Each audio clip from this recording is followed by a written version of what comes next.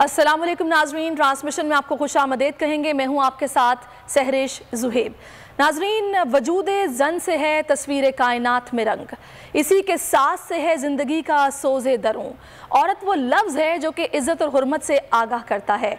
आज औरतों के हकूक़ का एक और आलमी दिन आन पहुँचा है और एक बार फिर से ख़वातीन के हकूक़ की आवाज़ बुलंद है। दिसंबर 1977 की अगर बात की जाए तो UN की जनरल असम्बली ने औरतों के हकूक़ की करारदाद पास की थी और इसमें हर मुल्क को ये दिन मनाने की ताकीद की गई थी। अब दुनिया भर में इसी दिन ख़वातीन का आलमी दिन मनाया जाता है। वर्ल्ड इकनॉमिक फोरम की रिपोर्ट के मुताबिक जिनसी तफरीक के इशारियों में दुनिया के 156 ममालिक हैं, जिनमें पाकिस्तान का 153वां नंबर है। जनूबी एशिया की अगर बात की जाए तो 8 मुल्कों में पाकिस्तान का दर्जा 7वां है। ख़वातीन अक्सर औक़ात ये कहती हुई नज़र आती हैं कि उन्हें वो हकूक़ नहीं मिलते जो कि आईने पाकिस्तान में दिए गए हैं और जो हमारा मज़हब भी देता है। क्या ये मामला वाकई ऐसा है? आज हम इस टॉपिक पर बात करेंगे। इसके साथ साथ क्या वजह है कि ख़वातीन के हकूक़ की बात तो सभी करते हैं, लेकिन जब औरत मार्च की बात आती है या फिर ख़वातीन अपने हकूक़ के लिए बाहर निकलती हैं तो फिर एक इख्तलाफ क्यों नज़र आता है? क्या वो ख़वातीन जो कि बाहर निकलती हैं, ज़्यादा लिबरल ख़वातीन अगर वो हैं भी तो उनके मुतालिबात या वो उन्हीं हकूक़ की बात करती हैं जो कि एक नॉर्मल बंदा या हर कोई करता है? तो ये इख्तलाफ फिर आखिर क्यों है? क्यों इस पर बात होती है कि ये नहीं होना चाहिए? या फिर मैं दोनों तरफ से बात करूंगी कि अगर ये होना चाहिए तो क्यों इसकी ज़रूरत बार बार पेश आ रही है। लेकिन ये बहुत अच्छी बात है कि जब से ये मार्च हो रहा है, शुरू में तो उस पर काफ़ी तनकीद भी हुई, लेकिन अब काफ़ी हद तक इसको एक्सेप्ट भी कर लिया गया है और ये मार्च अब हर साल किया जाता है। ख़वातीन अपने हकूक़ के लिए बाहर निकलती हैं, अपने हक़ के लिए आवाज़ बुलंद करती हैं और होना भी यही चाहिए। कुरान पाक में जो ख़वातीन के हकूक़ सूरा जितनी भी हैं जिनमें दिए गए हैं उन पर काम होना चाहिए, उनको वो हकूक़ मिलने चाहिए। आईने पाकिस्तान की रोशनी में जो डिटेल्ड ख़वातीन के हकूक़ हैं वो उनको बिल्कुल मिलने चाहिए और आज का दिन इसी मुनासिबत से मनाया जाता है कि आगाही पैदा की जाए और अपने हकूक़ लिए जाएँ। एक रिपोर्ट हमने तैयार की है, पहले आपको वो दिखाते हैं, उसके बाद मेहमानों का आपसे तारुफ कर, लेकिन पहले ये रिपोर्ट।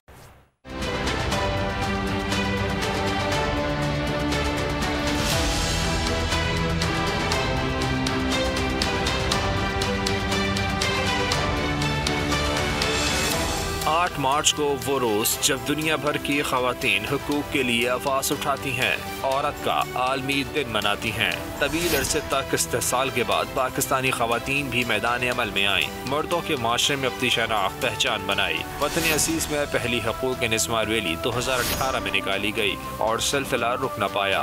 औरत मार्च का बुनियादी मकसद ख़वातीन को तालीम, मुलाजमत और समाज में मसावी मौक़ों की फरहमी यकीनी बनाना है। हमारे माशरे में आज भी पसंद की शादी, जायदाद में हिस्सा समाजी इक़्तिदार के मुनाफी समझा जाता है। खास तौर पर देही इलाकों में ये काम जान दाव पर लगाने के मुतरादिफ है। पंजाब में 2017 से 2020 तक गैरत और पसंद की शादी पर 40,000 से ज्यादा ख़वातीन का इस्तेहसाल हुआ। सैकड़ों ख़वातीन कत्ल हुई, मुतादिद कारोबारी की भीड़ चढ़ी और तकरीबन 650 अगवा कर ली गयी। शहरी इलाकों में जाएं तो दफातर और कामकाज की जगहों पर हरासगी की शिकायत आम है। अक्सर ख़वातीन हरासगी का शिकार होने के बावजूद इस बारे में बताने से कतराती हैं। बात आया हो जाए तो मामूली वाक़या समझकर नजरअंदाज कर दिया जाता है। मैट्रिक, इंटर और मेडिकल में इम्तियाजी नंबर लेने के बावजूद लड़कियों को तालीम के वो मौके मैसर नहीं जो लड़कों को हैं। कभी यूनिवर्सिटीज और कभी कॉलेजेस में ड्रेस कोड के बहाने मोरल डाउन किया जाता है। देही इलाकों में तो लड़की की तालीम का तस्वुर ही महाल है। तहम औरत मार्च के जरिए धीरे धीरे आगाही पैदा हो रही है। जिद्दोजहद जारी रही तो रंग जरूर लाएगी। आज नहीं तो कल ख़वातीन माशरे में अपना जायज़ मकाम हासिल कर लेगी। आज यानी कि 6 मार्च के दिन हुकूक़ निस्वां के लिए ये मार्च किया जा रहा है। ख़वातीन के हकूक़ के लिए आवाज़ उठाई जा रही है। इसी सारी सूरत हाल पर बात करने के लिए हमें ज्वाइन कर चुकी हैं सोशल एक्टिविस्ट हैं फरजाना बारी साहिबा, बहुत शुक्रिया आपकी आमद का। इरम मुमताज़ साहिबा जो कि वीडियो लिंक पर हमारे साथ मौजूद हैं, समाजी कारकुन हैं, आपका भी बहुत शुक्रिया। सबसे पहले फरजाना साहिबा मैं आपकी तरफ आऊँगी। ज़माना बड़ा मॉडर्न हो गया है, अब वो दौर नहीं रहा जो पहले हुआ करता था। टेक्नोलॉजी ने इतना इंसान को आगे पहुंचा दिया, लेकिन आज भी हमारे मुल्क में हम ये सूरत हाल देखते हैं कि ख़वातीन को अपने हकूक़ के लिए बाहर निकलना पड़ रहा है और ये वही माशरा है जिसमें हम आए रोज़ रेप के केसेस रिपोर्ट होते देखते हैं। ख़वातीन अपने शौहरों से पिटती हैं, उनके बच्चे उनसे छीन लिए जाते हैं, ससुराल वाले उनको तंग करते हैं। क्यों ऐसा है कि आज भी ख़वातीन वही जुल्म बर्दाश्त करती आ रही हैं जो कई पहले था, जब तालीम इस तरीके से इतनी आम नहीं थी, इतनी अब है? जी देखिए, पाकिस्तान में बुनियादी तौर पे हमारे माशरे में तालीम का तो आपको पता है अभी भी ना सिर्फ ये कि तालीम की बहुत कमी है, लोग लिटरेसी बहुत ज़्यादा है, उसके साथ हम ये देखते हैं कि जो प्रोपेगेंडा है, एक जो औरत दुश्मन सोच को प्रमोट करने वाले जो लोग हैं, जो प्रोपेगेंडा करते हैं, वो ग्रोथ तो छोटे हैं लेकिन उनकी न्यूसेंस पावर बहुत ज़्यादा है। आप देखें कि वो उन्होंने औरत मार्च के हवाले से भी एक प्रोपेगेंडा, एक जो नेगेटिव चीज़ है, एक मनफी हवाले से जब औरत अपनी आज़ादी की बात करती है, अपने हक की बात करती है, तो वो उन्होंने उसके हवाले से ये एक नेगेटिव प्रोपेगेंडा शुरू किया है कि ये वेस्टर्नाइज औरतें हैं और ये कोई मादक इधर आज़ादी नहीं है, जबकि हर औरत मार्च के मंशूर में बुनियादी जो औरत के हकूक़ हैं, तालीम का हक है, सेहत का हक है, रोज़गार का हक, तशद्दुद से पाक माशरे का और हक, और फिर ये कि विरासत में जो उनके जो हमारे कॉन्स्टिट्यूशनल राइट्स हैं, जो हमारे इस्लाम ने भी हमें वो राइट्स दिए, उसके ऊपर बात होती है। लेकिन मैं समझती हूँ कि ये जो हमारे वहाँ जो हिज्जत पसंद कुव्वतें हैं, जो दिन ब दिन मजबूत हो रही हैं, जो कि बहुत पिदरशाही जो एक पेट्रियार्कल सोच रखती हैं, और वो ये समझती हैं कि औरतें पाकिस्तान में हर मैदान में काम कर रही हैं, घरों के अंदर, घरों से बाहर, खेतों खलिहानों में, कारखानों में, लेकिन वो समझते, लेकिन वो इसकी औरत का जो पैदावारी अमल के अंदर जो उसकी मेहनत है, उसका जो काम है, उसका जो कंट्रीब्यूशन है, वो उसको मानने के लिए तैयार नहीं है। और अल्टीमेटली वो ये कहते हैं कि औरत का सिर्फ एक ही रूप उनके लिए काबिल कबूल है, वो माँ या बेटी या बीवी के रूप में। इसके अलावा औरत एक इंसान है, या प्रोफेशनल है, या डॉक्टर है, या इंजीनियर है, या फैक्ट्री वर्कर है, वो वाली शनाख्तें वो चाहते हैं कि बिक जाए, जबकि वो शनाख्तें हमारी जिंदगी की हकीकतें हैं। लेकिन ये वो रुजत पसंद कुव्वतें हैं जो कि एक स्मोक स्क्रीन कायम करना चाहते हैं, और इस वजह से हम ये देखते हैं कि दिन ब दिन हमारे यहाँ आज भी, क्योंकि जो एक कबायली और एक फ्यूडल मैं समझती हूँ कि सोच है, वो आज भी कायम है, जिसमें औरत का मलकियत का तस्वुर, कि औरत मर्द की मलकियत है, उसकी जागीर है, ये तस्वुर आज भी बहुत ज़्यादा हमारे माशरे के। लेकिन हम ये देख रहे हैं फरजाना साहिबा कि वक्त के साथ साथ इस तरह की जो NGOs जो कि काम कर रही हैं और इस तरह की तहरीक जो चलाई जाती हैं वो तनावर हो रही हैं, अब औरतों की आवाज़ को सुना जाता है। इरम मुमताज़ साहिबा, आप मेरी बात से कितनी मुत्तफ़िक़ हैं? और दूसरा मुझे ये बताएगा कि ये क्यों टैग लगा दिया जाता है वेस्टर्नाइज्ड औरतें या फिर लिबरल औरतें? जो एक लिबरल औरत है वो भी उसी हक की बात कर रही है, और एक दूसरी जो आम घर में रहने वाली औरत है वो भी उसी हक की बात कर रही है, तो फिर इख्तिलाफ क्यों? देखिए, बात यही है, वो आप जो बात कर रही हैं कि देखिए पाकिस्तान की औरत जो है ना वो बेदार है, और आपको जैसे मैंने कहा कि अगर आप देखें कि हर कोई औरत शायद आपको मिलेगी जो बहुत शायद एलीट वो जो काम है, वरना हर औरत मिडिल क्लास की भी, वर्किंग क्लास की भी, नई इलाकों में औरतें काम कर रही हैं, वो एक तरह से फरजाना साहिबा, आपकी आवाज़ मुझ तक रुक रुक के आ रही है। इरम साहिबा, मेरा आपसे यही सवाल है, गालिबन मैंने पहले भी आप ही से सवाल किया था, लेकिन शायद उनको लगा कि मेरी उनसे बात हो रही है। मुझे ये बताइएगा कि ये क्यों, ये इख्तिलाफ क्यों है? जब दोनों तरह की ख़वातीन एक ही बात कर रही हैं, उसी हक की बात कर रही हैं, तो फिर इसमें इख्तिलाफ क्यों? देखिए, जैसे फरजाना आपा ने कहा, मैं उनसे बिल्कुल अग्री करती हूँ कि हर शोबे में देख लिया जाए, हर औरत इससे मुतासरा है, और दिन ब दिन इसमें शिद्दत आती जा रही है। और जैसे मैं कहूँगी एज एन एजुकेशनिस्ट कि हमारा जो तालीमी निज़ाम एक तो इतना फरसूदा, उसमें अगर हम देखें बहसियत एक मुसलमान कौम, हम कितने कुरान के असूलों पे अमल करते हैं। हमें तो सिर्फ शॉपिंग करनी होती है जो हमें सूट करता है, और औरत के हक़ के बारे में जब अल्लाह ने हमें ये सारे हकूक़ दे दिए गए, सारे अहकामात लिख दिए गए कि पैदाइश से लेके फौत होने तक सब कुछ उसमें मौजूद है, तो ये क्यों, ये बहुत लम्हा फ़िक्रिया है इस पूरी कौम के लिए कि एक तो हमारा एजुकेशन सिस्टम, एक जब बच्चे की परवरिश होती है तो उसमें जो फ़ौक़ियत एक बेटे को दी जाती है तो वो इतनी VIP होती है, और बच्चियों को, बहनों को उनका जायदाद में हक ना देना जो अल्लाह ने हमें हकूक़ दिए हैं। और ये नहीं कि सिर्फ ये अनपढ़ लोग नहीं करते, पढ़े लिखे लोग भी यही इसको फॉलो करते हैं, और हम सब मुतासरा है इस चीज़ से। किसी भी स्ट्रेट ऑफ सोसाइटी की औरत हो, सब अफेक्टेड हैं इससे। और अब ये लम्हा फिक्रिया कि ये क्यों कि शिद्दत औरतों के खिलाफ, बच्चियों के खिलाफ जो जराइम में जो शिद्दत में इजाफा हुआ है वो इसलिए ही है कि बिल पास होते जा रहे हैं लेकिन स्पीडी जस्टिस नहीं फराम किया जा रहा।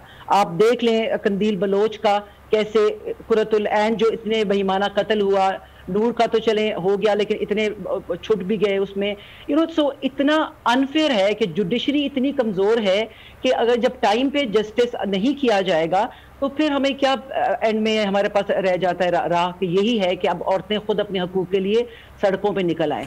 लेकिन इसमें हम ये देखते हैं इरम साहिबा कि अब इस तरह की बातें में सुनने को मिलती हैं कि इस तरह की तारीख जो चलाई जाती हैं ये किसी का एजेंडा है, इनको फंड किया गया है और ये मुआशरे में बिगाड़ पैदा करने के लिए इस तरह की तारीख को चलाया जाता है। ऐसी बातें क्यों होती हैं? मैं ये समझती हूँ कि अगर आप प्ले कार्ड्स की बुनियाद पर की बात कर रहे हैं तो वो चंद एक प्ले कार्ड्स की बेसिस पर इस तरह की बातें नहीं होनी चाहिए, लेकिन एजेंडा इसको कहना या फिर कहना कि किसी की साजिश है, इसको आप किस तरह देख रहे हैं? देखिए, आपने कोई भी जब तहरीक स्टार्ट होती है तो उसके बहुत से लोग उसके अगेंस्ट हो जाते हैं और औरत जिसको हमारे मुआशरे में आज भी पाँव की जूती समझा जाता है, तो ये विद अपॉलजीज टू द मर्द हजरात, उनके लिए तो बहुत बड़ी वो है कि how dare she speak up and ask for her rights. लेकिन अब जो तहरीक भी चलाएंगे तो हमें ये है कि हर एक की बाउंड्रीज हमें सेट करनी चाहिए, ठीक है। और जो तहरीक के जो शुरका हैं उनको भी बहुत ख्याल के जोश के साथ नहीं, होश के साथ हमने काम लेना है। और मीडिया का भी बहुत रोल है कि देखें, अच्छी बात अभी आपने भी की कि ये हक है, हमारे साथ नाइंसाफी हो रही है, लेकिन ऐसे कोई प्लेकार्ड अगर गलत किस्म के हैं तो मीडिया भी देखें चुन चुन के वही प्लेकार्ड को इतना हाईलाइट किया गया पिछले जितने सालों की हो रही हैं।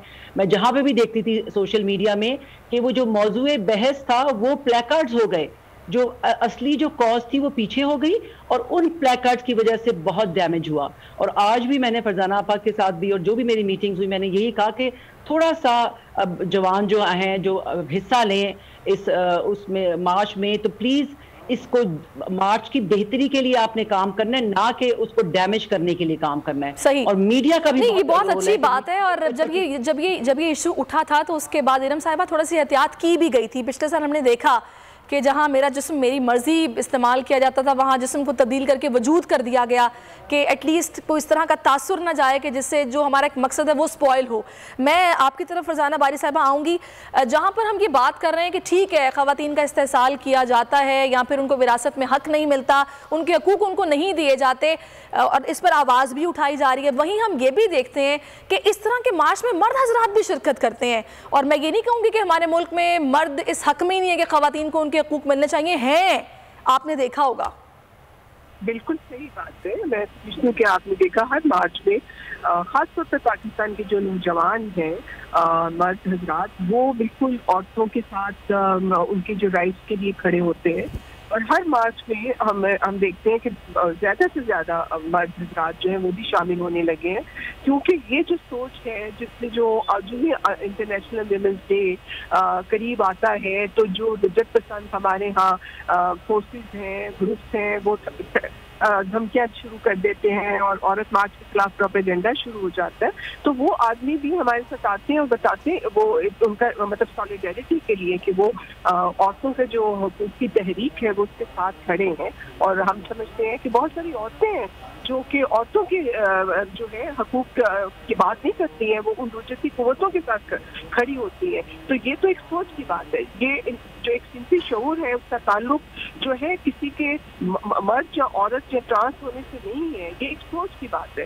बहुत सारी औरतें पिदरशाही सोच के साथ जुड़ी होती हैं, लेकिन बहुत सारे मर्द हैं जो सिंसी शऊर रखते हैं और वो एक फेमिनिस्ट थिंकिंग के साथ जुड़े हुए हैं और वो हमें बहुत सपोर्ट करते हैं। बहुत अच्छी बात है कि बिल्कुल सपोर्ट करते हैं। अच्छा इरम साहिबा, मेरा आपसे ये सवाल है, मैं हूँ, आप हैं, फरजाना आपा हैं, इसके अलावा अगर हम मोहतरमा फातिमा जुना की बात देखें तो जिस तरीके से पॉलिटिकल अगर हमारा पूरा हम पिछले अदवार देखें तो हमारे सामने मरियम नवाज भी हैं, मरियम औरंगजेब भी हैं, आसिफा भुट्टो भी हैं। तो ऐसा नहीं कि हमारे मुल्क में ख़वातीन को उस तरीके से मौका नहीं मिलता। मैं इस पर बात आपसे बहराज जाना है। बिलावल भुट्टो जरदारी के घर पहुंचे हैं इस वक्त नदीम अफजल चंद के घर बिलावल भुट्टो जरदारी, और आप मनाजिर में देख सकते हैं पीपल्स पार्टी की दीगर क़यादत भी उनके हमरा मौजूद है और नदीम अफजल चंद बाहर आए उनका इस्तकबाल करने के लिए, उनको लेकर अंदर जा रहे हैं। और आज नदीम अफजल चंद पीपल्स पार्टी में दोबारा शमूलियत इख्तियार करने करने लगे हैं। और आपको बताएं 2018 में नदीम अफजल चंद ने PTI में शमूलियत इख्तियार की थी और वज़ीर आज़म के वो मुआविन खुसूसी बने। इसके बाद उन्होंने गुज़श्ता साल इस्तीफ़ा दिया है और अब फिर से वो जियाले होने जा रहे हैं और बिलावल भुट्टो के शाना बशाना खड़े होंगे। अभी बिलावल उनके घर पहुँच चुके हैं और यहीं से वो बिलावल के साथ मार्च में शिरकत भी करेंगे और लाहौर और उसके बाद इस्लामाबाद जाएंगे। मैं वापस आऊँगी अपनी ट्रांसमिशन की तरफ और इरम मुमताज़ साहिबा से मैं सवाल करी थी कि हम सब एक मिसाल सामने मौजूद हैं, फिर कुछ मर्द हजरात ऐसे हैं जिनकी बात फरजाना अपन की जो कि सपोर्ट करते हैं ख़वातीन को, उनके हकूक़ के लिए बाहर भी निकलते हैं। तो मसला कहाँ पर है, कहाँ पर लूप हॉल है या फिर कहाँ पर वो चीज़ें जो कि सही होनी चाहिए जो कि अभी तक नहीं ठीक, आप क्या समझती हैं? देखिए, मसला ये है कि कौलो फेल में तजाद हमारे पास इतने बड़े बड़े उलमाए दीन हैं। जो मर्द हजरात इसको अपोज कर रहे हैं वो क्यों नहीं कुरान की तालीमात से हमसे बहुत बेहतर तरीके से जानते हैं, तो वो क्यों नहीं हमें सपोर्ट करते हमारा हक दिलाने में। तो ये तो इसमें बरहम होने की या नाराज़ होने का तो कोई मुझे समझ नहीं आती कि अगर कोई इंसान, कोई भी इंसान की हम बात करते हैं, औरत सबसे पहले इंसान है ना, हम जेंडर को तो बाद में लेके आएंगे। हर इंसान को उसका हक दिलाने के लिए हर एक का फ़र्ज़ है ये, ठीक है। हम पे ये दीनी फरीज़ा भी है एंड मॉरली भी हमें हर एक को सपोर्ट करना चाहिए। तो औरत को एक इंसान समझ के और फिर जो अल्लाह ने हमें हकूक़ दिए, तो ये मर्द हज़ार जो भी अपोज करता है, मर्द हो या औरतें हों, ठीक है, तो क्यों नहीं इस स्ट्रगल में हमारे साथ मिलके हमें हक दिलाने की कोशिश करते हैं, ठीक है, तो सारा मसला ही हल हो जाए, ठीक है। तो आपने अपोज कर देना कि वो अपने हकूक़ के लिए आवाज़ उसने क्यों ऊंची की। और ये सिर्फ मैं जैसे पहले भी कहा कि not only the underprivileged, it is rampant in our society. हमारी सोसाइटी में हर जगह ही हो रहा है, हर घर में हो रहा है कि हकूक़ नहीं। मुझे ये समझ नहीं आ रही कि आखिर क्या वजह है कि इस पर इख्तलाफ भी है, फिर इस पर जब ख़वातीन बाहर निकलती हैं तो ये कोशिश भी होती है कि इनको रोका जाए। पिछले दिनों की बात है, मैं वफाकी वज़ीर हमारे जो मजहबी उमूर के उनकी बात करूँगी, उन्होंने कहा कि इस मार्च को ख़वातीन मार्च का नाम ना दिया जाए, इसको यौम हिजाब के तौर पर मना लिया जाए। हालांकि इसमें कोई कबाहत भी नहीं है, शीरी मज़ारी साहिबा ने बनाए, जिसने ख़वातीन मार्च में शिरकत करनी वो ख़वातीन मार्च में शिरकत करे।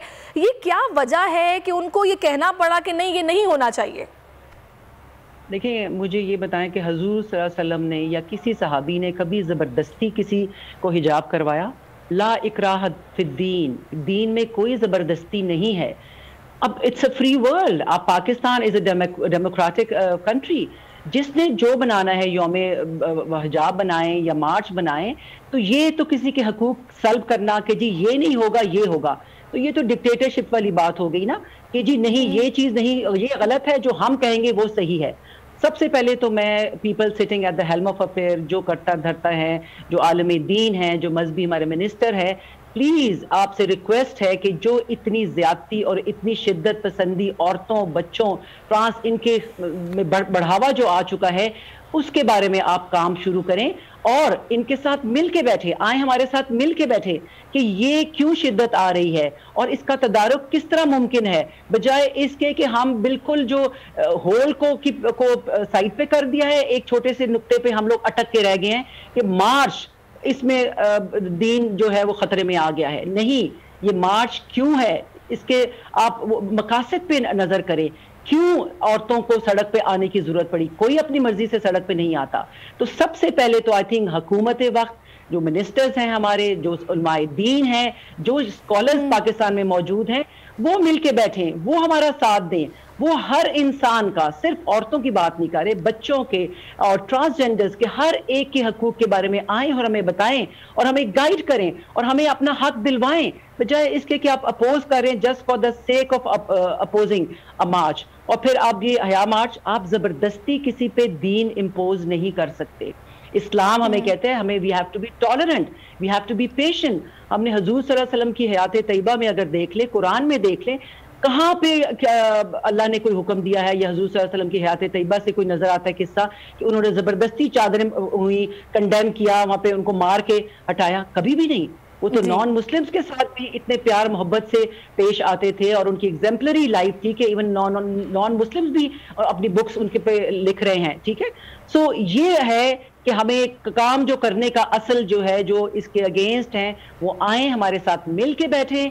और ये जो शिद्दत अब पसंदी बढ़ती जा रही है, और सोसाइटी के हर फर्द का ये आई थिंक उस पर फर्ज है, मीडिया हो गया, स्टेट हो गई और सिविल सोसाइटी होगी, कि हमें अपनी बाउंड्रीज के बीच में एक दूसरे के हकूक पे काम करना है। अब ये नहीं करना कि शुतर बेमहार आप चल पड़े हैं। और मार्च के शुरुका से भी सबसे प्लीज, अब बच्चे बच्चियां जो भी आए, सबसे ये रिक्वेस्ट है कि हमें इत्तेदाल पसंदी, ठीक है, अपने हकूक का एक सही तरीके से। और मीडिया का भी ये बहुत काम है कि प्लीज डू नॉट हाईलाइट एक दो इक्का दुक्का अगर ऐसे कोई आ जाते हैं placard to jeopardise the march the cause. तो ये हम सब ने मिलकर इस बिगाड़ को बेहतर करना है, बजाय बिल्कुल आपने वजह फरमाया। अच्छा, फरजाना साहिबा अगर मेरे साथ मौजूद हैं तो मैं फरजाना साहिबा से अब सवाल करना चाहूँगी। फरजाना साहिबा, अच्छा एनम साहिबा, आप मुझे ये बताइएगा कि अभी ये जो सारी सिचुएशन है, ठीक है, ख़वातीन अपने हकूक़ के लिए आवाज़ उठा रही हैं, और अभी से नहीं, बहुत पहले से उठाती आ रही हैं। 1995 से भी पहले से एक चार्टर ऑफ डिमांड है जिस पर बात हो रही है कि हमें ये हकूक़ दिए जाएँ जो कि हमें नहीं दिए जा रहे। अगर मौजूदा गवर्नमेंट की बात की जाए तो जो इनकी काविशें हैं उनसे आप कितने सेटिस्फाई हैं? आपको पता है अभी जो ये इन्फोर्समेंट बिल था विमेन प्रॉपर्टी राइट का, जिस पर काम हुआ, ख़वातीन को विरासत में हक जिस तरीके से अब मिलेगा, एक ब्रेक थ्रू इसको आप कहेंगी तो गलत नहीं होगा, आप क्या कहती हैं? नहीं, माशाल्लाह बहुत काम किया गया है इस पे। वही जैसे मैंने पहले कहा कि बिल तो पास हो रहे हैं, बहुत एजुकेशन में बहुत बिल पास हुए। ये ज़ैनब अलर्ट बिल हमारे सामने, और ये भी, हाँ, ये वाला देखें विरासत का बिल कितना है कि अब आप ऑनलाइन आप कंप्लेन कर सकते हैं, ठीक है। बहुत बिल तो पास हो जाते हैं, उसकी इम्प्लीमेंटेशन, जब तक उसकी इम्प्लीमेंटेशन नहीं होगी, जब तक जुडिशरी स्पीडी जस्टिस नहीं देगी, अगर एक कोई कंप्लेन करती है औरत या बच्ची, उसको जब पूरा मुआशरा सपोर्ट ही नहीं कर रहा, ठीक है, उसकी अपनी फैमिली, अब उसको स्टेट को सपोर्ट करना है, ठीक है। फिर जुडिशरी इतनी वीक है, अगर स्टेट भी उसके आ जाती है, ठीक है, हेल्प करने के लिए, लेकिन जुडिशरी जी अब जब देख लें कंदील बलोच के जो भाई को कैसे स्कॉट फ्री बरी कर दिया गया, ठीक है। अब शाहजेब का जो कत्ल केस था उसमें भी करके किस तरह के इतना फोर्स किया गया उस फैमिली को कि वो दियत का वो करके कि उनको इतना मजबूर कर दिया जाता है कि वो जी मुल्क छोड़ने पे मजबूर हो जाती है वो फैमिली, जो अफेक्टेड फैमिली होती है। ये उस्मान का जो भी केस चल रहा है यहाँ पे अब्यूज का, कि वो डर और खौफ, जब सिक्योरिटी ही नहीं है उस बच्ची को, कितना ज्यादा उनकी बदनामी कर दी गई, कितना उनको आई डोंट नो पीछे बिहाइंड द डोर्स क्या उनको ब्लैकमेल किया जा रहा है, क्या कि वो पीछे बैक ऑफ कर गए हैं, वो अपने बयान से ही मुकर गए हैं। तो ये बहुत जरूरी है कि बिल तो माशाल्लाह इस गवर्नमेंट ने बहुत पास किए हैं, लेकिन जब इम्प्लीमेंटेशन नहीं है और जुडिशरी के जो लकूनाज हैं, ठीक है, उसमें जो लूप होल्स हैं, उस पे भी काम करने की बहुत जुडिशियल रिफॉर्म। बिल्कुल, एक तो क्विक जस्टिस, दूसरा इन्फोर्समेंट ऑफ लॉ, ये बहुत जरूरी है, क्योंकि हम आज भी, क्योंकि देखिए हम तो न्यूज़ पढ़ते हैं, हमारा ताल्लुक इस फील्ड से है, हमारे रोज़ इस तरह की खबरें जब रिपोर्ट करते हैं कि आज भी इस दौर में भी ऐसी कई ख़वातीन हैं जो कि दूर दराज इलाकों में कारोकारी हो रही हैं, उनको वनी किया जा रहा है, और बड़ा बड़ा अफसोस भी होता है, हैरत भी होती है कि आज के इस दौर में भी। बिल्कुल, देखें, जब आप जुडिशरी पे कोई एतमाद ही नहीं रहा, कौन शरीफ इंसान जाएगा वो करने के लिए? हर कोई डरता है कि क्या फायदा कि मैं कोर्ट के चक्कर लगा लगा के मैं इसी तरह हो जाऊंगा, सिर्फ बदनामी मुझे मिलेगी, क्या मिलेगा? इंसाफ तो मिलना ही नहीं है, सिर्फ बदनामी के लिए, और इतना पैसे का जो ज़िया मेरा होगा मुझे नहीं मिलना, और इतने लोग इसीलिए खुदकुशी कर लेते हैं, ठीक है। तो ये बहुत ज़रूरी है कि जुडिशरी को सही फैसले, और उनकी में भी, जुडिशरी में भी जो काली भेड़ें बैठी हुई हैं, उनको भी एक्सपोज करना होगा, ठीक है। No one is above law, law is for all. ये नहीं हो सकता कि अब इंसाफ इतना अंधा हो जाए कि बिल्कुल जायज हक ही ना अपने शहरी को फराहम कर सके, जो शहरी कंप्लेन करे उसी पे ही सारा अताब गिर जाए, और जाहिर है फिर रिबेल होके फिर इंसान यही करता है कि अपने हाथ में खुद कानून को अपने हाथ में उठा लेता है। सो ये बहुत ज़रूरी है कि पूरी सोसाइटी, सारे इंस्टीट्यूशंस, एक गवर्नमेंट अगर बिल बना रही है तो पूरी सोसाइटी को उस पर कोशिश करनी है कि उसको इम्प्लीमेंटेशन किया जाए। एजुकेशनर्स को चाहिए कि ये आपकी अपब्रिंगिंग, कैरेक्टर बिल्डिंग, एथिक्स, माँ बाप को चाहिए अपने बेटों की, बेटियों की जो आपकी परवरिश आप कर रहे हैं, ये कुरान की आप जो टीचिंग और सुन्नत पे अगर आप चलें सही तरीके से, तो मेरा नहीं ख्याल कि ये इतना बिगाड़, लेकिन सिर्फ एक फर्द वाहिद का काम नहीं है, सिर्फ एक ग्रुप का काम नहीं है, पूरी सोसाइटी के लिए ये लम्हा फिक्रिया है। हर कोई अगर ये सोचे कि कल मेरी माँ, मेरी बेटी, मेरी बीवी, मेरी बहन इस चौराहे पे आ सकती है कि उसे अपने हकूक के लिए सड़क पर निकलना पड़े, तो आई थिंक हर इंसान दूसरे की इज्जत करेगा। बिल्कुल आपने वजह फरमाया। अच्छा, यहाँ पर आपने अपब्रिंगिंग की बात की, करेक्टर बिल्डिंग की बात की, तो इसमें मैं आपसे इरम साहिबा जानना चाहूँगी कि ठीक है, हम औरत मार्च करते हैं, ख़वातीन सड़कों पर निकलती हैं, अपने हकूक़ की बात करती हैं, एक चार्टर ऑफ डिमांड है जो दिखाया जाता है, बताया जाता है, बल्कि ये सवाल मैं फरजाना साहिबा आपसे करूँगी। ये ठीक है, चार्टर ऑफ डिमांड है, हम बार बार इस पर बात करते हैं, तालीम पर बात करते हैं, मुआशी हक़ पर बात करते हैं, विरासत में हक़ पर बात करते हैं, सारी बातें होती हैं, लेकिन जो एक पिन पॉइंट है वो है उस सोच का ख़ात्मा जो कि उन मर्द हजरात में पाई जाती है जिनके हाथों ख़वातीन घरों में पिटती हैं। उस माइंडसेट को चेंज करने के लिए हमारी क्या एफर्ट है, या मुआशरे में क्या उस हवाले से अवेयरनेस पैदा की जा रही है, या उसको ठीक करने के लिए क्या हमारी काविशें हैं, इस पर कितना काम होना चाहिए और हो रहा है?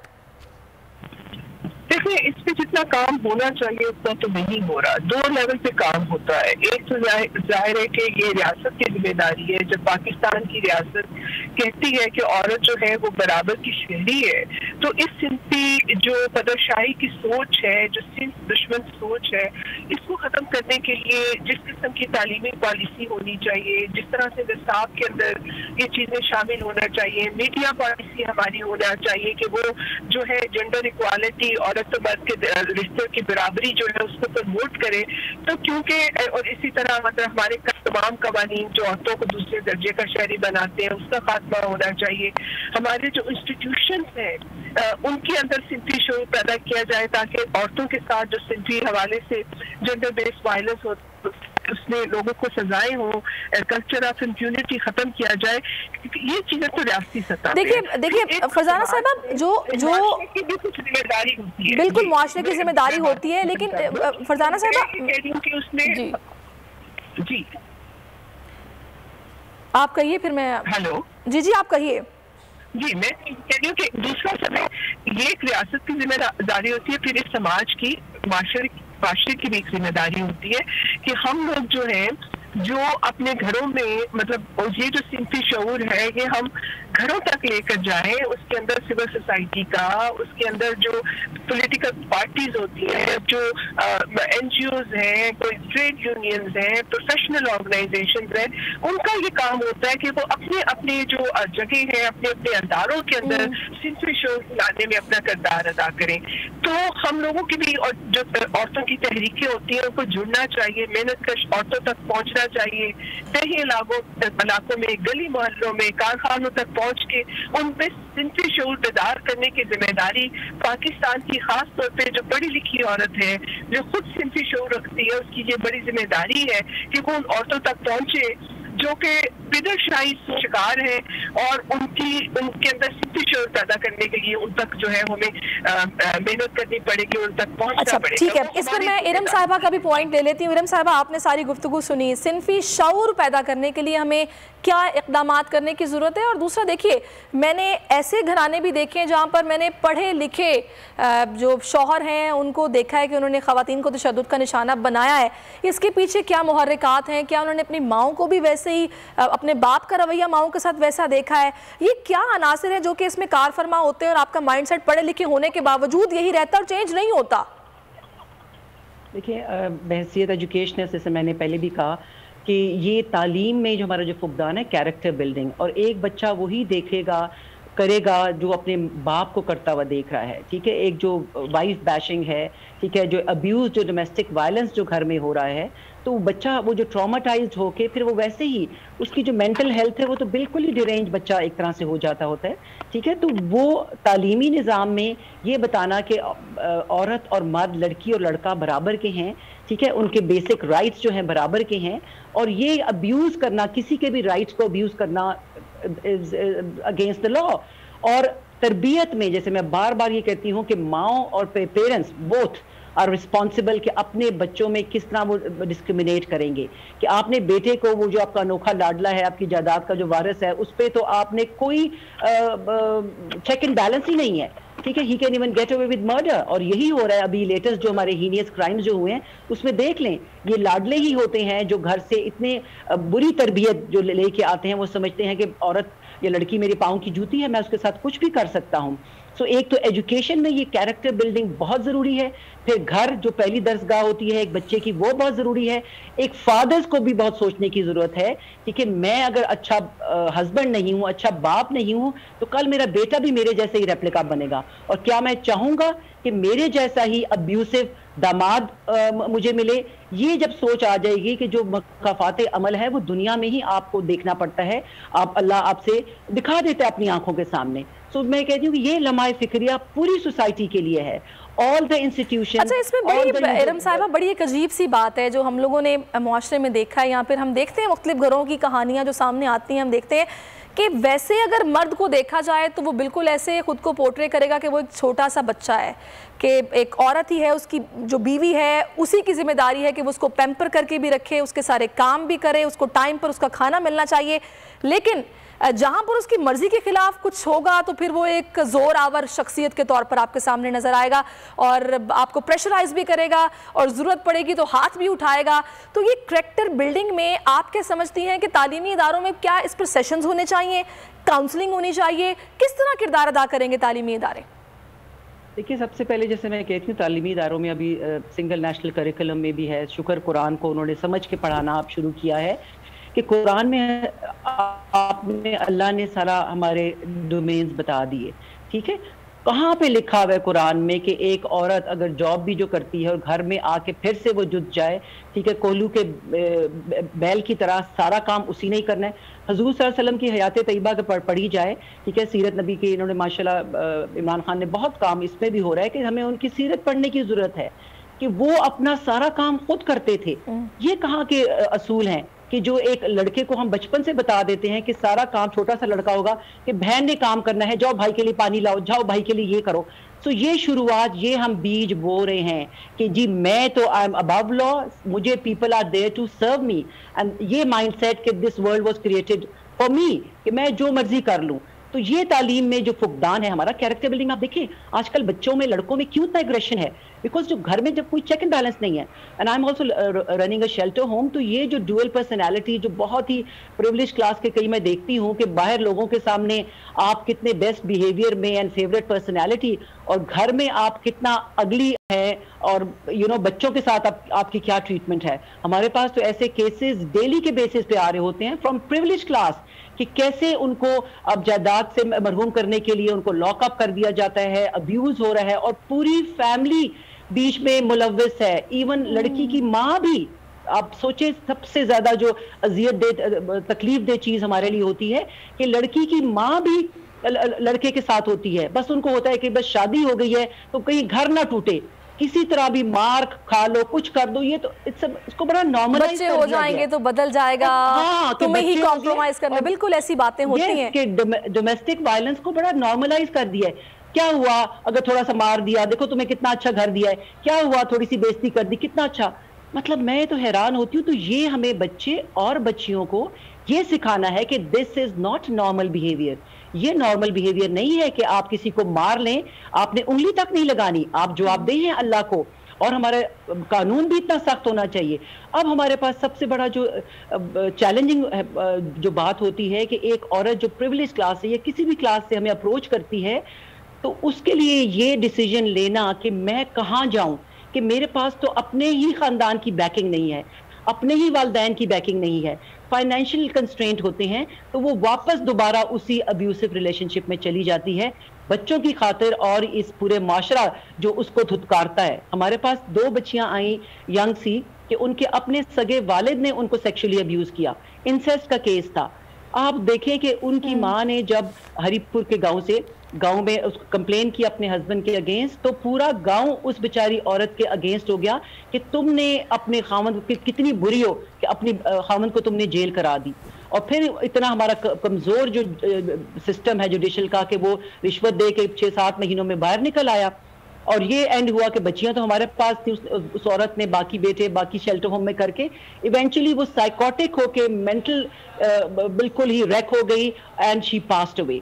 सही, ये उसका हाल हुआ आवाज उठाने के लिए। तो औरत जाए तो जाए कहाँ, बिल्कुल, कि किसी भी क्लास की हो, ये सबका ही लेकिन ये बहुत अच्छी बात है, ये बहुत अच्छी बात है इरम साहिबा कि हमारी इसी सोसाइटी में अगर हम इस सारी सिचुएशन में देखें तो हमें पॉलिटिकल पार्टीज के किरदार की अगर हम बात करें, क्योंकि देखिए मामला ठीक तब होंगे जब कानून पर सख्ती से अमल दरामद करवाया जाएगा, सख्त सजाएं दी जाएंगी, फौरी तौर पर सजाएं दी जाएंगी, औरतों की आवाज़ को सुना जाएगा, अगर वो कोई एप्लीकेशन लेकर गई हैं तो फ़ौरन उसको एंटरटेन किया जाएगा, तो मामला ठीक होंगे। तो इसमें हम देखते हैं कि पॉलिटिकल पार्टीज़ जो हैं वो भी अपना किरदार अदा करती नजर आती हैं। पीपल्स पार्टी भी इसके हक में नजर आई है, पीटीआई तो बात ही इस चीज़ की करती है, नून लीग से भी कई लोग हैं जो इस मार्च में शिरकत भी करते हैं और मर्द हजरात हैं जो कि शिरकत करते हैं। फिर हमारे गुलकार शहजाद रॉय हमारे सामने जो कि ख़वातीन के लिए, उनके हकूक़ के लिए बात करते नजर आते हैं। मुझे ये बताइएगा कि जो सेक्सुअली अब्यूज़ की जो आपने बात की है, अब मैं यहाँ पर ख़वातीन से हटकर छोटी बच्चियों की बात करूँगी, ये चीज़ बहुत ज़्यादा इसका रेशो बढ़ता दिखाई दे रहा है। इसमें अगर हम सिर्फ ये कहें कि जी मोबाइल का इस्तेमाल ही सिर्फ इसकी वजह है, तो क्या आप इसको ठीक समझती हैं? इसकी रोकथाम के लिए क्या होना चाहिए जिसकी अशद ज़रूरत है? देखिए, अब नापुख्ता जहनों को, मैं तो ये जो गैजेट्स जो आ गए हैं टेक्नोलॉजी के एडवांसमेंट के ना, उसकी हर एक की बाउंड्रीज होती हैं ना। एक नापुख्ता जहन को आपने ये वेपन ऑफ मास डिस्ट्रक्शन मैं से कहती हूँ कि आपने एक नापुख्ता जहन को ये मोबाइल दे दिया, उसमें जो यूट्यूब के ऊपर वीडियोस जो चल रही हैं, जो टिकटॉक के ऊपर हर तरह की वो चीज़ बच्चा वो देख रहा है, ठीक है, एंड बहुत वल्नरेबल होते हैं ये बच्चे। अब एक बच्चे को छोटी सी उम्र से कोई चीज़ गलत आदत किसी ने डाल दी, और फिर बेबी सिटर्स, आजकल वालिदैन ये ख्याल नहीं करते कि जी आपने टीवी के सामने या मोबाइल या गैजेट्स ले दिया कि योर चाइल्ड इज एक्सपोज्ड, आपका बच्चा एक्सपोज है कैसी कैसी चीज़ों के ऊपर।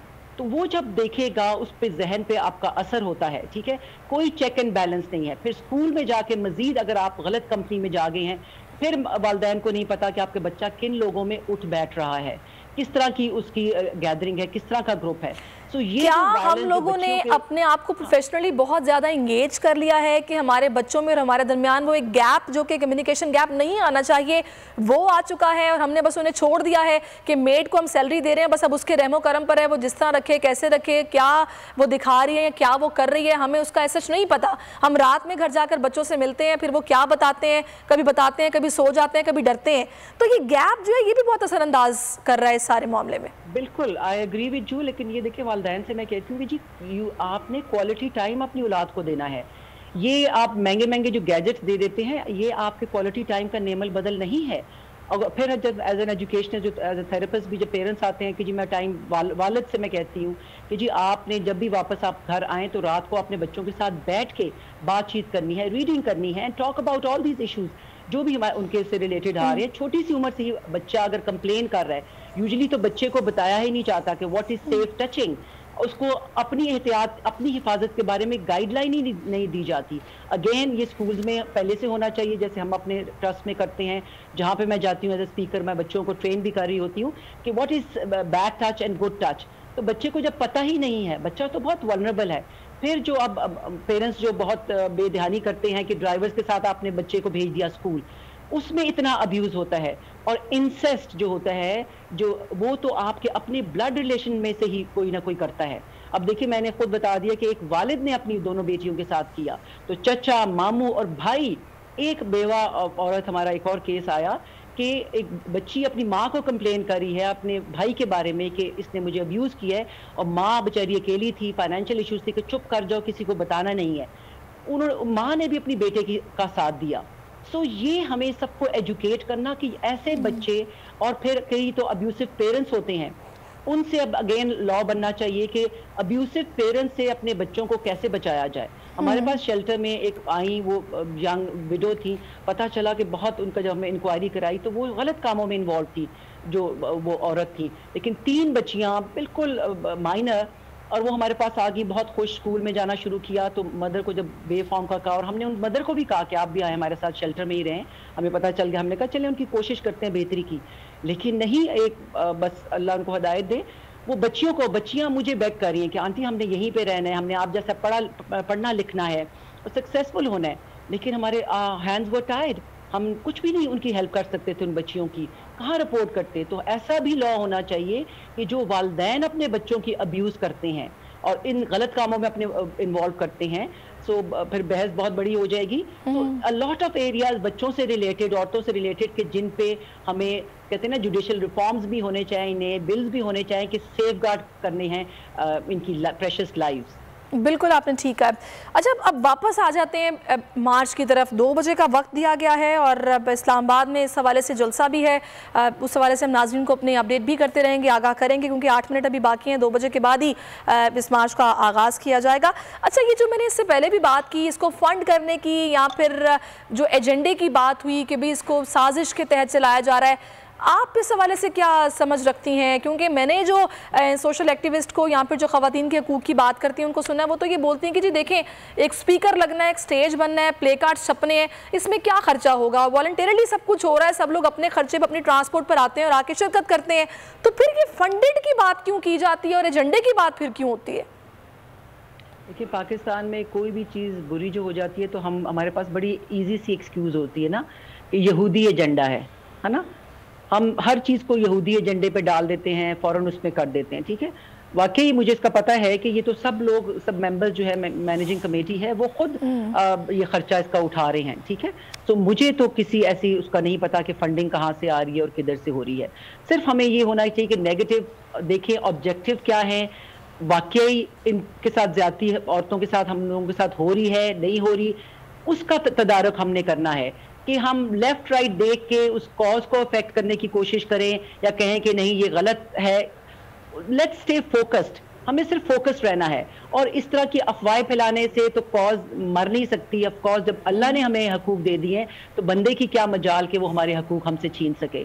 सो हमें ठीक है, कुरान की लिमिट्स के बीच में रह के, जो बार बार मैं कह रही हूँ, मैं दोनों साइड की बात करती हूँ, जो कंडेम कर रहे हैं वही मीडिया ने जो। थोड़ा सा आपको रोकूंगी, थोड़ा सा मैं आपको रोकूंगी। हम अभी लेंगे जहां पर F9 पार्क में आज यहाँ पर ये जलसा हो रहा है ख़वातीन मार्च के हवाले से। हमारे नुमाइंदे अनवर अब्बास यहाँ पर मौजूद हैं, उनसे हम सूरत हाल जान लेते हैं कि अभी वहाँ पर क्या सूरत हाल है, सिचुएशन क्या है, लोग पहुँचना शुरू हो गए हैं, कब तक आगाज़ होगा? अनवर बताइएगा। जी बिल्कुल, F9 पार्क में इस वक्त औरत आज़ादी जलसे का इनेकाद होने जा रहा है और उसके हवाले से तैयारियां अपने अरूज पर हैं। बड़ी तादाद में यहाँ पर ख़वातीन और ख़वातीन के हकूक़ के लिए सरगर्म कारकुनान मौजूद हैं। NGOs के काफ़ी अफराद यहाँ पर मौजूद हैं और इस वक्त मेरे कप में आप देख सकते हैं कि यहाँ पर प्ले कार्ड्स और बैनर्स हैं जिनमें कि ख़वातीन के हकूक़ के हवाले से नारे दर्ज हैं। और बुनियादी तौर पर ये हमेशा से औरत आज़ादी मार्च होता था, नेशनल प्रेस क्लब के बाहर इसका इनेकाद किया जाता था। ताहम गुज़िश्ता बरस दाएँ बाजू के जो जमातें हैं या अफराद हैं उनकी जानिब से थोड़ी सी नाखुशगवार वाक़यात पेश आए, जिसके बाद रवा बरस इसको औरत आज़ादी जलसे का नाम दिया गया है और इसका वीडियो भी चेंज करके प्रेस क्लब से F9 पार्क में लाया गया है। और आज की औरत आज़ादी मार्च में इंसानी हकूक़ के कारकुनान की बड़ी तादाद शरीक होगी, जबकि ख़वातीन के हकूक़ की जो एक्टिविस्ट हैं या कारकुनान हैं वो यहाँ पर अपनी तकारीर करेंगे। ख़वातीन के हकूक़ के हवाले से एक पॉलिसी बनाई जाएगी और जिसका बुनियादी मकसद औरत को माशरे में मसावी मकाम दिलाना है, औरत के हकूक़ की बात करना है और माशरे में चंद जो ऐसी बातें जो कि ज़ेर बहस नहीं आती उन बातों के हवाले से आगाही पैदा करना है। जी ठीक है। अच्छा, ये भी बताएगा कि यहाँ पर ये जो जलसा है क्या कोई मार्च भी किया जाएगा या फिर बस यहीं पर जलसा होगा, यहीं पर तकारीर होंगी और यहीं पर इसे ख़त्म किया जाएगा? यहाँ पर थोड़ी सी आपकी आवाज़ कट रही है जिसकी वजह से मैं उसे पूरी तरह सुनने से कासिर हूँ। अगर आप रिपीट कर दें। चलें आपसे अनवर जानते रहेंगे। अभी तो आप बता रहे हैं कि यहाँ हो रही हैं, प्ले कार्ड्स बन रहे हैं और ख़वातीन पहुँच रही हैं। इरम मुमताज़ साहिबा भी हमारे साथ मौजूद हैं, फरजाना बारी साहिबा भी मौजूद हैं और अनवर आपका बहुत शुक्रिया, आपसे फिर हम दोबारा भी रब्ता करेंगे। वेलकम बैक नाज़रीन, ट्रांसमिशन में एक बार फिर से खुश आमदीद आपको कहेंगे। आज औरत आज़ादी जलसा हो रहा है इस्लामाबाद में और ख़वातीन की बड़ी तादाद के साथ साथ मर्द हजरात की भी बड़ी तादाद इस मार्च में, इस जलसे में शिरकत कर रही है। ख़वातीन की अगर बात की जाए तो वालिदैन के लिए बाइस फ़ख्र हैं, भाइयों के लिए बाइस इज़्ज़त हैं, शौहर के लिए दुनिया का कीमती असासा है और औलाद के लिए बेहतरीन नमूना है। औरत जो कि इन सभी रिश्तों के लिए रहमत है, बहुत ही खूबसूरत चीज़ है जो कि आज अपने हुकूक के लिए सड़कों पर निकली है और मजबूरन निकलना पड़ा है। मैं इसी सारी सूरत हाल पर बात कर रही हूँ और इस वक्त हमारे साथ मौजूद है, हमारी एंकर पर्सन है अलीना इलियास, जो कि इस वक्त F9 पार्क में मौजूद हैं। उनसे भी हम बात करेंगे और जानेंगे कि अभी वहाँ पर क्या सूरत हाल है और किस तादाद में औरतें भी वहाँ पर पहुँच चुकी हैं और कब तक इसका बाकायदा आगाज़ हो जाएगा। अलीना हमें ज्वाइन कर चुकी है। अलीना, बताइएगा, आपने भी आज इस मार्च में, इस जलसे में शिरकत की है, यहाँ पर क्या माहौल देख रही हैं और आप किस सोच के साथ आज यहाँ पर आई हैं? अच्छा सहरिश, यहाँ पर ख़वातीन की एक बड़ी तादाद जो है मौजूद है और बड़े जोश और जज्बा हमें नज़र आ रहा है। यहाँ पर मेरे साथ यहाँ पर एक दो ऑर्गेनाइज़र मौजूद हैं इस सारे इवेंट की। उनसे बात करते हैं, उनसे जानने की कोशिश करते हैं कि आखिर ये औरत मार्च जो है अब तक कितना अच्छा है, क्या इनकी डिमांड्स हैं और आने वाले दिनों में ये अपना क्या लाहे अमल जो है वो अपनाएंगे। और जो सबसे इंपॉर्टेंट चीज़ मैं समझती हूँ वो ये है कि क्या जो इनका मैसेज है जो ख़वातीन हमारे दही इलाके में मौजूद है उन तक पहुँचा है या नहीं है और कितनी रेजिस्टेंस का इनको सामना है। जी, मेरे साथ एक ऑर्गेनाइजर मौजूद है, उनसे बात करते हैं। मुझे ये बताइए अनम जी, मुझे ये बताइए कि आपकी जो डिमांड्स हैं वो डिमांड्स हैं क्या और अब तक कितनी वो जो डिमांड्स हैं वो पूरी हो चुकी हैं? देखिए, इस साल की जो हमारी डिमांड है ना, हमारी डिमांड है ये शहर सबका। तो हम बात कर रहे हैं ख़ासकर जिस तरह आज का दिन है मेहनत कश औरतों का दिन है, तो हमारे शहर में हर किस्म की ख़वातीन रहती हैं। तो हम कैसे इस शहर को इस तरह हो, ये शहर कि वो सब के लिए सेफ़ हो, सब के लिए एक्सेसिबल हो, जिसमें जो सहूलतें हैं वो सब के पास हों। और हम बेसिक सहूलतों की बातें करें कि अगर हम इस्लामाबाद की बात करते हैं, यहाँ पे कितनी ऐसी जगह हैं जहाँ पे वर्किंग क्लास लोग रह सकते हैं, सेफली रह सकते हैं, एक ऐसी जगह पे रह सकते हैं जहाँ पे वो घर एक अफोर्ड कर सकें, नॉर्मल लाइफ अफोर्ड कर सकें, एजुकेशन हो उनके। अच्छा, मुझे एक बात बताएं, ये जो दही इलाके की हमारी ख़वातीन है, आपको लगता है कि आप अपना पैगाम किस हद तक उन ख़वातीन तक पहुँचा पाई हैं? देखिए, हम एक छोटी इस्लामाबाद और पिंडी में रहने वाले ख़वातीन हैं और हम जो है अपनी नौकरी के बाद या दिन भर काम के बाद मिल के ये सब कुछ करते हैं। तो अभी तो हमारा ज़्यादा फोकस है जो इस्लामाबाद के अंदर जो हमारी लो इनकम कम्युनिटीज़ हैं, जो इस्लामाबाद और पिंडी के अंदर या इसके इर्द गिर्द जो आप कह सकते हैं लोग रहते हैं, उनके साथ हम काम करें तो होपफुली इंशाल्लाह फ्यूचर में। अच्छा, पीटीआई की गवर्नमेंट के बारे में हमेशा एक ख्याल किया जाता है और ये बहुत से लोग समझते हैं ये ठीक भी है कि पीटीआई की जमात को जितना ख़वातीन ने सपोर्ट किया है किसी ने इतना सपोर्ट नहीं किया। तो उस तरीके से ख़वातीन के हकूक़ के हवाले से आपको लगता है पीटीआई सही तरीके से डिलीवर कर पा रही है? देखें, हमारे मुल्क में काफ़ी कानून पहले से, मतलब अभी की गवर्नमेंट नहीं, अगर हम पहले की भी बात करें, हैं जो बने थे जिन पे अभी तक इम्प्लीमेंटेशन नहीं हुई जा रही। तो हम इसी पे फोकस करना चाहते हैं कि जो कानून हैं उन पे उनको, जैसे डोमेस्टिक वर्कर्स एक्ट है जो 2021 में आया और इसी गवर्नमेंट में वो बना, कि उसको इम्प्लीमेंट किया जाए इस्लामाबाद का। उसके अलावा बहुत सी और ऐसे हैं जो बनने चाहिए और जो और फ्यूचर में भी काम होना चाहिए। तो मुझे लगता है कि हम यही कहते हैं कि नहीं हो रहा अभी तक और उस पर और काम होना चाहिए। क्या वजह देखती है, क्यों नहीं हो रहा? क्यों? कोई रेजिस्टेंस देखती हैं आप? माइंड सेट है कोई? हम एक पेट्रियार्कल कंट्री में रहते हैं, पिदरशाही कैपिटलिस्टिक निज़ाम है यहाँ पे। तो और उसके अलावा जो हम यहाँ पे यही मेहनत कश तबके की बात करते हैं, तो मेहनत कश तबका इज़ नॉट दैट पावरफुल, उनकी आवाज़ इतनी आगे नहीं पहुँचती। तो थैंक यू। क्या अच्छा, एक और सवाल जो मैं पूछना चाहूँगी, आप प्लीज़ आ जाएं आगे। ये भी हमारी एक ऑर्गेनाइज़र हैं इस इवेंट की, उनसे जानने की कोशिश करते हैं कि वो किस तरीके से देखती हैं औरत मार्च को, क्या डिमांड्स हैं, कितनी डिमांड्स हासिल हुई हैं। और एक जो स्लोगन है जो बहुत कॉन्ट्रोवर्शियल रहा है, मेरा जिस्म मेरी मर्जी, मैं चाहूँगी कि आप हमें इस हवाले से बताएं कि आखिर ये है क्या, क्यों इतनी कॉन्ट्रोवर्सी का शिकार है ये स्लोगन? देखिए, औरत आज़ादी मार्च में हज़ारों नारे लगे जिसको मीडिया ने और आप लोगों ने नहीं दिखाया। औरतों ने हकूक़ की जंग लड़ी, उनने डॉक्टर्स, इंजीनियर्स, किसान, हर तरह की औरत ने अपनी बात रखी कि न तालीम है, न इलाज है, न रोज़गार है। एक तो जो बयानिया बनाया गया इस एक नारे के गिर्द बनाया गया और उस नारे को जिस तरह से ट्विस्ट करके मीडिया, सोशल मीडिया और राइट विंग के जितने पिदरशाहाना क़ुव्वत होते हैं उन्होंने इसको जैसे ट्विस्ट किया, हमारी उससे मुराद ये है कि हमें हर तरह के जबर से आज़ादी हासिल करनी है। और इसका मतलब ये है कि हर औरत जो है वो मेहनत करती है, मजदूरी करती है, उसकी जबरन शादी होती है, उसे ज़बरदस्ती काम लिया जाता है और इसके अलावा वो अगर बीमार हो तो उसका हक ही कोई नहीं मानता कि आप बीमार हो। लोग कहते हैं कि आप तो इसको इस्तेमाल कर रहे हैं रेस्ट करने के लिए। तो जो हमारी छोटी छोटी बच्चियां हैं 10 साल की, 12 साल की, उनकी गोद में बच्चियां हैं, कौन नहीं चाहेगा कि इस मुल्क की औरतें 21वीं सदी में दाखिल हों और उनके जो कत्ले आम होते हैं उनको जिस्मानी हरासानी का दफ्तरों में स्कूलों में सामना करना पड़ता है, तो उनके जिस्म पर जो खिलवाड़ होता है वो एक तरह से मैदान जंग बन चुका है, जिसके ऊपर समाज की तमाम कुव्वतें अपनी सियासत कर रही हैं। अच्छा, एक और बात की जाती है, एक सवाल उठाया जाता है, वो ये सवाल उठाया जाता है कि शायद जो औरत मार्च का एजेंडा है वो एजेंडा कुछ और है। ऐसी बातें क्यों की जाती हैं? देखिए, वो तो कौन लोन है? इस मुल्क का तो वतीरा रहा है कि जब भी मज़ाहमती तहरीकें उठती हैं उनके ख़िलाफ़ इस तरह के प्रोपेगेंडे होते हैं कि ताकि वो आवाम में जड़ें न पकड़ लें, और जो भी तहरीक जड़ें पकड़नी शुरू होती है उसी वक्त ये इस तरह की बातें शुरू हो जाती हैं।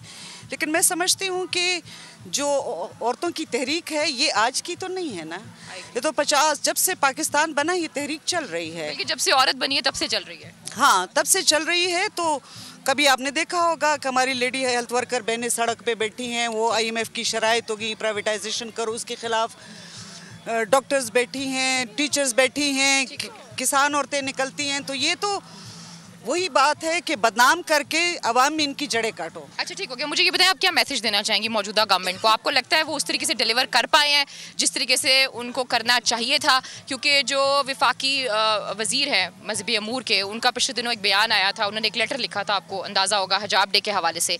उस बयान को आप किस तरीके से देखती हैं? देखिए, हम समझते हैं कि या तो किसी एक शख्स से या किसी सियासी जमात से ये पैगाम आया होता तब तो और बात थी। मतलब रियासत का एक ज़िम्मेदार नुमाइंदा और वो उस मिनिस्ट्री से पैगाम आता है और उसको सरकार की दूसरी मिनिस्ट्री ने खुद कॉन्ट्रडिक्ट किया है। मतलब दूसरी मिनिस्टरों ने इंफॉर्मेशन ने फ़लाने कहा, तो सरकार के अंदर खुद एक मुश्तरका नुक्ता नज़र नहीं है कि इस औरत का मुस्तकबल सरकार ने क्या बनाना है। एक तो रियासती इदारे जो मुस्तकिल होते हैं, दूसरा ये हुकूमतें ये आती हैं जाती हैं। तो आज तक हमने पाकिस्तान में नहीं देखा कि पाकिस्तान की मेन स्ट्रीम पार्टियों ने औरत के पास साथ एक बार तो खड़ी हों, या रियासत खड़ी हो या ये हुक्मरान जमातें जो कि अशराफिया की हैं, मौलवियों की हैं, फ़ौजियों की हैं, इनकी ये सब मतलब कोई लाता है कोई ले जाता है। तो इस सरकार से PTI की हुकूमत ने ख़ास तौर पे बज़ाहिर उनका चेहरा जो है वो लिबरल नज़र आता है लोगों को, लेकिन है नहीं, उनकी ज़ाती ज़िंदगियों की वजह से। लेकिन उनकी सियासत जो है वो कंजर्वेटिव है और वो आवाम दोस्त नहीं है, और जिन लोगों ने उनको वोट दिए हैं उनको भी वजाहत हो गई कि तब्दीली के मायने क्या हैं। Thank you so much. अब हमारे साथ मौजूद हैं आलिया जी के परवेज़ हुद भाई की बेटी हैं, उनसे जानने की कोशिश करते हैं कि वो किस तरीके से देखती हैं औरत मार्च को, और जो औरत मार्च का एक टारगेट है, क्या वो टारगेट वो हासिल कर पाए और किस हद तक कर पाए हैं। फिर वही बात आती थी डिमांड्स क्या है, मकासद क्या है। किसी भी मार्च का, किसी भी तहरीक का जो सबसे बड़ा मकसद होता है वो ये होता है कि वो उसका जो फाइनल मकसद है वो उसको हासिल कर सके, उन डिमांड्स को हासिल कर सके। तो आलिया जी, मुझे ये बताइए, पहले तो डिमांड्स क्या है, दूसरी चीज़ ये है क्या इतनी मुश्किल डिमांड्स हैं कि उन्हें हासिल करना अभी तक उस तरीके से पॉसिबल नहीं हुआ जिस तरीके से होना चाहिए? जी, पहली तो मेरा ख्याल है आपने जिस तरीके से मेरा तारुफ करवाया उसी में एक हमारा जो मुतालबा है उसके अंदर ही छुपा हुआ है।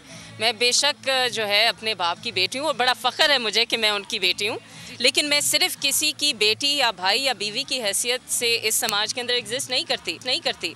मैं ख़ुद एक जीती जागती इंसान हूँ।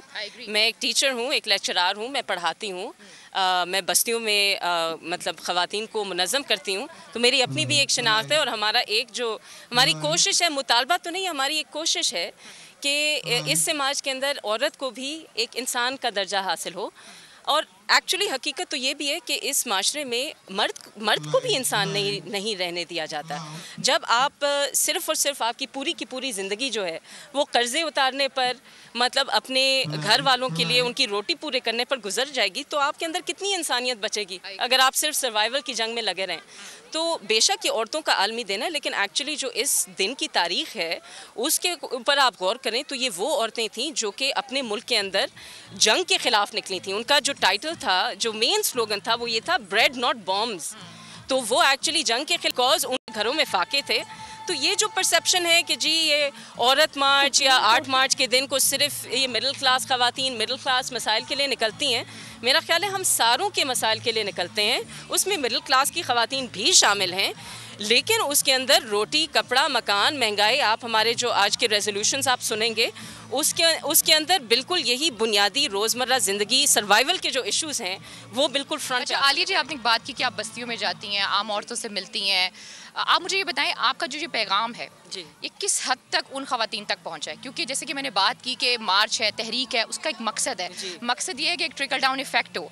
आपको वो नज़र आता है और किस हद तक नज़र आता है? क्योंकि अभी मेरी अनम से शायद बात हो रही थी तो मुझे ये बता रही थी कि अभी हम सिर्फ इस्लामाबाद की हद तक ही चीज़ों को ऑर्गेनाइज कर रहे हैं, लेकिन ये जो आपकी तहरीक है इसका सबसे ज़्यादा जो ज़रूरत है, जो मैं समझती हूँ, वो बेसिकली हमारी जो दही इलाके में खवातीन है, हमारे सिंध के इलाकों में जो खवातीन है, हमारे पंजाब के इलाकों में जो खवातीन है, KPK के इलाकों में जो खवातीन है, जिनको बिला वजह मार दिया जाता है, कत्ल कर दिया जाता है, उन तक आपको लगता है आपकी तहरीक पहुंची है? जी बिल्कुल। एक तो ये कि मैं आपकी बात से बिल्कुल 100% इत्तेफाक करती हूँ और ये भी व्यूअर्स को बताना चाहती हूँ कि ये जो मार्च है ये लाड़काना, सखर, घोटकी, हैदराबाद, मुल्तान और इसके अलावा कराची, लाहौर और इस्लामाबाद के अंदर भी मुनज़्ज़म होता है। तो ऐसा नहीं है कि सिर्फ इस्लामाबाद शहर में ही है ये, और एक्चुअली हमारा अलमिया अलीना आप हमारे साथ ही रहिएगा। अलीना मुख्तलिफ ऑर्गेनाइजर्स के साथ वो बात कर रही हैं, ये जितने लोग ख़वातीन जिन्होंने ऑर्गेनाइज़ किया है इस जलसे को और यहाँ पे मामलात को देख रही हैं, उनसे वो बात कर रही थी। हम इनको दोबारा से लेंगे।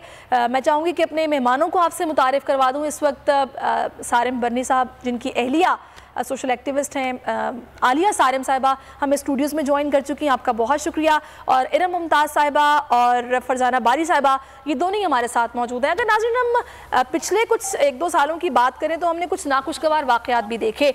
इन्हीं मार्च के दौरान, जलसों के दौरान पथराव भी किया गया, लोग डरे भी, लेकिन ख़वातीन फिर भी अपने हक़ के लिए बाहर निकली। इसके साथ साथ हमने ये भी देखा कि इसी मार्च के अंदर हमें 2 धड़े नज़र आए, ख़वातीन के 2 धड़े नज़र आए। एक बात कर रहा था आज़ादी मार्च की, एक बात कर रहा था हया मार्च की। तो मैं चाहूँगी ज़रा अब इस पर थोड़ी सी बात की जाए कि आखिर ये क्या वजह है कि जब सबने हकूक़ की बात करनी है, जो कि एक लिबरल खातून भी कर रही है, एक नॉर्मल खातून भी कर रही है, सभी ख़वातीन के वही हकूक़ हैं, तो फिर ये तज़ाद क्यों, ये इख्तलाफ क्यों, वो भी ख़वातीन में ही? सबसे पहले मैं आपकी तरफ आलिया साहिबा आ जाती हूँ, इसकी वजह क्या है? ऐसा कभी नहीं हुआ कि इंसान को उसकी आजिज़ी ने डुबोया हो। इंसान को जब भी डुबोया है उसके तकब्बुर ने उसको डुबोया है। जिस चीज़ की आप बात कर रही हैं, मैं भी प्रोग्राम आपका देख रही थी, उसमें मुझे एक बात की बहुत खुशी हो रही है कि हर एंगल पे बात हो रही है, और इससे ज़्यादा भी मुझे खुशी इस बात की हो रही है कि बहुत सारी जगहों पे यू टर्न लिया जा रहा है। अगर तो वो यू टर्न इसलिए है क्योंकि जो भी तहरीक चल रही थी आज से 5 साल पहले, जिसका हम आगाज़ देख रहे हैं, ज़ाहिर है ये औरत मार्च तो बहुत अरसे से होती है, लेकिन 5 साल पहले एक नई चीज़ शुरू हुई थी। अब मैं ये देख रही हूँ कि इसमें जो कमियाँ थीं अब उनको यू टर्न ले लिया गया है। जैसे वहाँ पे जो हमने बैनर्स देखे थे, चीज़ें देखी थी, अब मैं जुमले सुन रही हूँ कि नहीं वहाँ पर बहुत अच्छे बैनर्स भी थे। नहीं, जिस वक्त ये चीज़ कंट्रोवर्शियल बनी, क्यों ये चीज़ कंट्रोवर्शियल बनी ही इसलिए कि इसमें औरत की वो तस्वीर दिखाई जा रही थी जो मेरी सोसाइटी की औरत ही एक्सेप्ट नहीं कर रही थी। और इन्हें इस बात का अंदाज़ा हुआ कि अगर ये अपनी तहरीक में तरमीम नहीं करेंगी तो इनकी बात आगे नहीं चलेगी, बल्कि इनको चारों तरफ से तनकीद का निशाना बनाया जाएगा। कोई भी तहरीक, कोई भी ऐसी मार्च, औरत को हक है उसका कि बाहर निकले, मार्च करे, लेकिन किसी भी ऐसे स्लोगन को, किसी भी ऐसे बोर्ड को, किसी भी ऐसी बात को, किसी भी ऐसे नारे को जिससे औरत की वो तहरीक जो सदियों से चल रही है और जिसकी बुनियाद पर आज ये औरतें बात करने के लायक हुई हैं, असल में ये तहरीक उन औरतों ने चलाई थी जिन्होंने वाकई जुल्म बर्दाश्त किए, जो हर तबके की थी। औरत सिर्फ मजलूम या मजदूर तबके में नहीं, उसमें मिडिल क्लास में, अपर क्लास में, हर जगह वो औरत पीसी थी। उसने वो तहरीक चलाई थी, उस पर जुल्म हुए, उसने जुल्म बर्दाश्त किए, लेकिन अपने किरदार को मजबूत रखा। तो माशरे को पता चला कि औरत दरअसल है क्या चीज, औरत किस तरह काम करती है। जब माशरे में उसका मकाम बन गया, जब माशरे ने ये समझ लिया कि औरत बहुत बेहतरीन है, तो इन औरतों को एक एज मिली। इनमें मोस्टली वो औरतें हमें देखी गई उस वक्त, जो आज से 5 साल पहले की मैं बात कर रही हूं, ये वो औरतें थी जिनके पास हुकूक ऑलरेडी मौजूद थे। ये वो औरतें थी जिन्होंने मर्दों के लिए कहा कि हम इनके मुकाबले पर आएंगे, जबकि मेरी वो असल औरत जिसने तहरीक चलाई थी उसने कभी ये नहीं कहा कि मैं अपने महरम रिश्तों के मर्दों के मुकाबले पर आऊंगी। उसने ये बात की थी कि चाहे मर्द मेरे महरम मर्दों में से हो, चाहे मर्द बाहर का मर्द होगा, जो जुल्म ढाएगा, जो हम पर जुल्म ढाएगा, हम उसके खिलाफ बात करेंगे। लेकिन इन औरतों ने जब आपस में खानदान में तसादुम कर दिया, महरम रिश्तों में तसादुम कर दिया, तो क्या बात है मेरी औरत की। उस औरत ने कहा कि नहीं, अगर कोई बाप जिसकी एग्जाम्पल दी जाती है कि बेटियों को ज्यादती का निशाना बनाया, कोई भाई जो दौलत से और जायदाद से महरूम करता है, हम स्पेसिफिक उस बंदे की बात करेंगे। हम इस इशू को जेंडर बाइज्ड नहीं करेंगे, हम ऑल मेन का नारा नहीं लगाएंगे। ठीक है, मैं आपका पॉइंट आ गया। फरजाना साहिबा, आपने बात सुनी आलिया साहिबा की, वो ये कह रही हैं कि इन्हीं खवातीन में वो औरतें भी मौजूद हैं जिनके पास राइट्स भी हैं, उन्होंने ठेस पहुंचाई है इस तहरीक को। उल्टा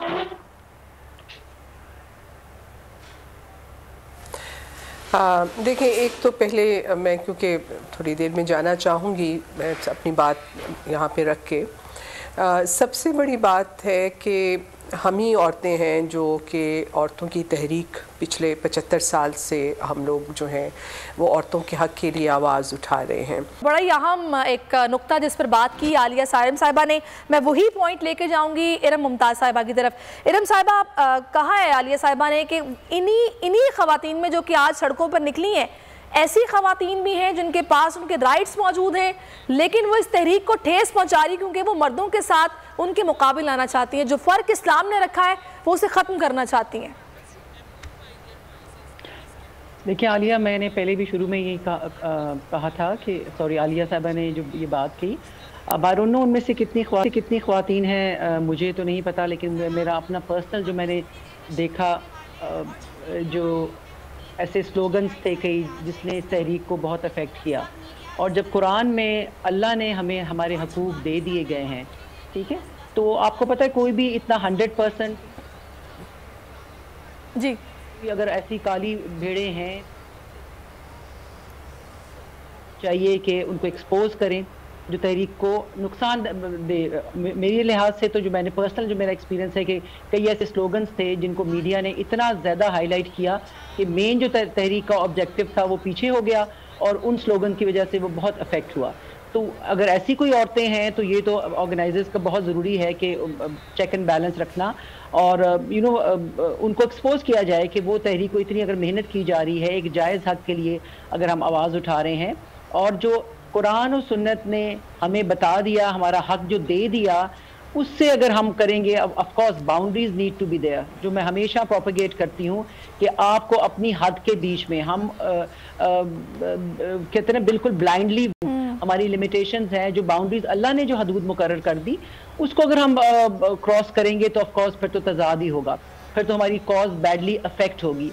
तो हमें बहुत केयरफुली चलना है कि हम जब जो भी मैनेजमेंट पे बहुत बड़ी जिम्मेदारी है कि बिल्कुल आपने हर एक को खुली छूट दे दी कि कुछ भी लिख के ले आए, कुछ भी कह सकता है, ये नहीं। हर चीज़ के कुछ कवायद ज़वाबत होते हैं, कुछ असूल होते हैं, और औरत के हकूक़ जो जायज़ हैं, जो हमें कुरान में अल्लाह ने दे दिए हैं। बिल्कुल आप ठीक कह रही हैं। मैं वापस आऊंगी इरम साहिबा आपकी तरफ भी। आलिया साहिबा, अब यहाँ पर वो बात कर रही हैं इरम साहिबा कि ऑर्गेनाइजर्स को इस चीज़ का ख्याल रखना होगा क्योंकि वो एक जितनी बड़ी एफर्ट कर रहे हैं उसमें फूंक कर कदम रखने की ज़रूरत है, और अगर कोई ऐसी चीज़ है जो कि उनकी इस तहरीक को या फिर उनके गोल को इफेक्ट कर सकती है तो उसको रोकना चाहिए। क्या ये काफ़ी है या फिर एक माइंडसेट है जो कि तब्दील जिसको करने की ज़रूरत है जो कि नहीं किया जा रहा? वो बुलंदी किस काम की जिस पर हम चढ़ें और हमारे सारे रिश्ते ही नीचे छूट जाएं, वो बुलंदी किसी काम की नहीं है। मुझे तो डर इस बात का है, एक तो पहले मुझे ये बात समझ में नहीं आती कि औरत तो क्योंकि आज़ादी की जंग, आज़ादी नहीं अपने हुकूक की जंग, आज़ादी भी ठीक बात नहीं है। आज़ादी किससे ले रहे हैं? बाप से, भाई से, शौहर से, बेटे से। अगर मैं समझती हूँ 1000 केसेस आ रहे हैं, 2000 केसेस आ रहे हैं, 2 लाख, तो करोड़ों की आबादी में इन केसेस को रख के आप सारे मर्दों को झगड़ा करेंगी? आप इन मर्दों से झगड़ा करेंगी तो वो मर्द जो हमारी सपोर्ट के लिए खड़े हो जाते हैं वो क्या हमें सपोर्ट करेंगे? मुझे तो खतरा इस बात का है कि ये जो एक मार्च है, इस मार्च के अंदर कहीं सियासी रंग ना आ जाए, जैसे आपको पता है ना, सियासत में जब वोटिंग होती है तो एक बिरयानी की प्लेट खिलाई और ठप्पा लगा दिया। तो खुदा ना खास्ता जब ये इस किस्म की कोई तहरीक हो या कुछ हो तो उसमें वही औरतें सामने आए, इसमें वही औरतें आगे बढ़े जो कि इतनी बाशऊर हैं, जिनके इतने एक्सपीरियंसेस हैं। अगर मैं अपने हवाले से बात करूं, मुझे 26 साल हो गए शेल्टर होम को रन करते हुए, इन सारी चीज़ों को देखते हुए। इदारे को 30 साल से ज़्यादा हो गए। तो ये इतना मुश्किल मरहला होता है कि इसमें बहुत सारा एक्सपीरियंस चाहिए। तो अपने साथ उन लोगों को शामिल रखना बहुत ज़रूरी है, वरना अगर एक बिरयानी के पेट पर ठप्पे लग जाते हैं तो आपको पता है कि रैली में भी बहुत सारे लोग बिरयानी खाने आ जाते हैं, मार्च में भी आ सकते हैं। और उनकी फंडिंग अगर होती है तो उनकी फंडिंग कहाँ से होती है? अगर ये रियासत मदीना है तो मैं इमरान खान साहब से कहूंगी कि प्लीज अगर आप हर जगह चेक एंड बैलेंस करते हैं तो ये हमारे मुल्क की औरत की इज्जत की बात है, यहाँ जरूर चेक एंड बैलेंस कीजिएगा। फंडिंग होती जरूर है। इस वक्त अगर एक वक्त का हम पानी का बोतल खरीद लें तो वो भी महंगी है। अगर आप वहाँ कोई चीज सर्व कर देते हो, मैंने लास्ट टाइम भी एक बात कही थी कि हमारे स्कूल में, बच्चों के स्कूल में बेक सेल होती है, बेक सेल से पैसे पैदा करके किया जाता है। इन्होंने कौन सी बेक सेल कर दी जिसमें लाखों रुपए,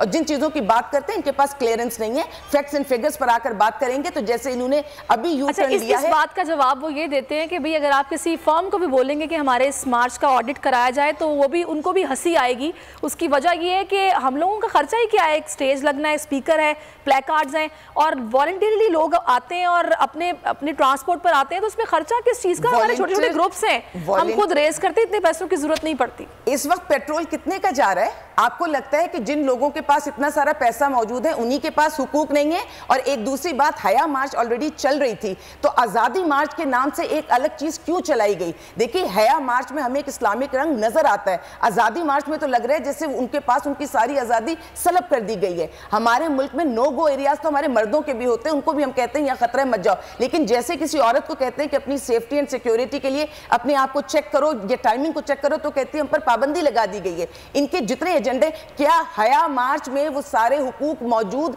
नहीं थे जो औरत को मिलने चाहिए? अगर वो हुकूक मौजूद नहीं थे तो उसी में शामिल होकर उन्हें चीजों को और ठीक करने की जरूरत है। आपका पॉइंट आ गया। मैं आलिया साहब आपकी तरफ दोबारा भी आऊंगी। अलीना इस वक्त F9 पार्क में मौजूद है, उनसे जानते हैं कि वहां पर अभी क्या सूरत हाल है। अलीना, हमने देखा है पहले जो भी ये बात करेंगे आलिया साहिबा भी, कि हमने इसी मार्च में 2 धड़े देखे, एक आज़ादी मार्च, एक हया मार्च। क्या आज भी कुछ ऐसी सूरत हाल है यहाँ पर सब एक पेज पर हैं और इकट्ठे मार्च कर रहे हैं और अपने हुकूक की बात हो रही है?